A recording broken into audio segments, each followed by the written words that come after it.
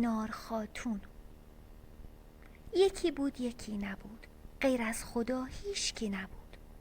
یه آقا ولی بود، یه خونه داشت اون سر دنیا، تو شوره‌زار کویر.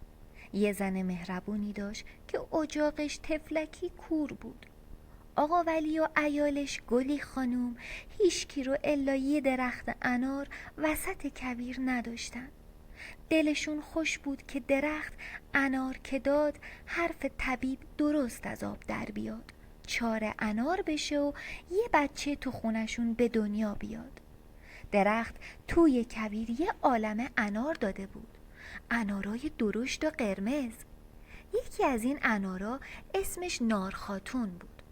یک دل نه 100 دل عاشق این شوره‌زار شده بود. شبها کویر براش حرف میزد، صداش میکرد، میگفت تو عین هو فانوس شبی، ستاره ها کیان دیگه پیش تو نور ندارن. نار خاتونم که عاشق این حرفا شده بود میگفت ای کویر جونم، زهرا دلم میگیره، میدونی چرا؟ چون تو آینه منی، سایه من رو سفره دل تو پهنه، منم دوست دارم.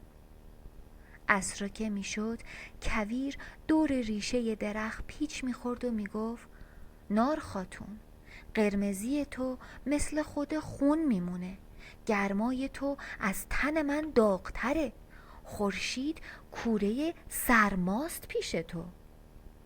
کویر با بادهایی که میومد با دونه‌هاش واسه نار خاتون شکل و شمایلا میساخت، لبشو به خنده می آورد، دلشو شاد می کرد.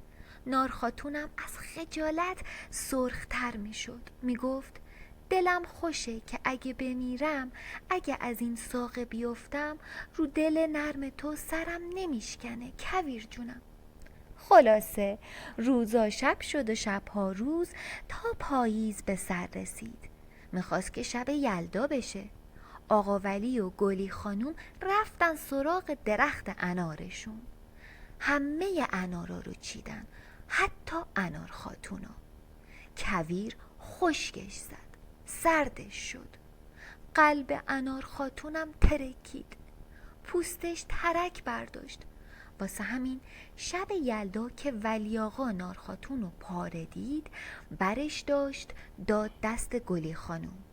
گلی خانوم همه اشکای قرمز انار خاتون رو خورد و خوابید.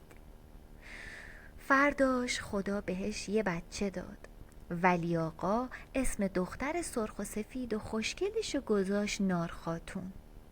اما دیگه کویر نبود. همون شب که دلش شکست، یه چشمه اشک از دلش باز شد و همه جا رو دریاچه گرفت. توش پر ماهی شد و همه با نار خاتون دوست شدن و ولی آقا و گلی خانوم و نار خاتون 100 سال به خوبی و خوشی کنار برکه زندگی کردن. بالا رفتیم ماس بود، پایین اومدیم ماس بود، قصه ما راست بود. ساناز سید اصفهانی.